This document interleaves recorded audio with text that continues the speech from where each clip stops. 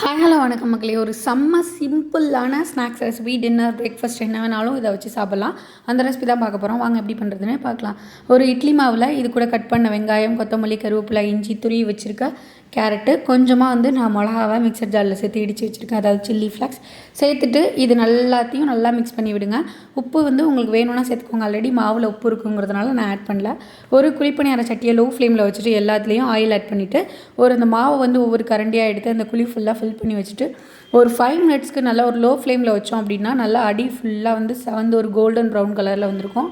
அதுக்கப்புறமா ஃப்ரண்ட்டு திருப்பி விட்டுட்டு ஒரு 5 மினிட்ஸ் அதே மாதிரி நல்லா கோல்டன் ப்ரௌன் ஆகிற வெயிட் பண்ணி எடுத்து சாப்பிட்டோம் அப்படின்னா வேறு லெவல் டேஸ்ட்டில் அட்டகாசமாக இருக்கும். கிட்ஸ்க்கெலாம் ரொம்ப பிடிக்கும். இது ஒரு வயிறு ஃபில்லிங்கான ஸ்நாக்காகவும் இருக்கும். டின்னர் ரெசிபி இல்லை நீங்கள் பிரேக்ஃபாஸ்ட்டாக கூட இதை குழந்தைங்களுக்கு ஸ்கூலுக்கு கொடுத்துடலாம். காஞ்சியும் போகாது. இந்த மாதிரி ஈஸியான ஹெல்தி ரெசிபிஸ்க்கு மறக்காமல் நம்ம சேனலை சப்ஸ்கிரைப் பண்ணிக்கோங்க. நிறைய பேர் வீடியோ பார்க்குறீங்க, சப்ஸ்கிரைப் பண்ணாமல் இருக்கீங்க. மறக்காமல் சப்ஸ்கிரைப்.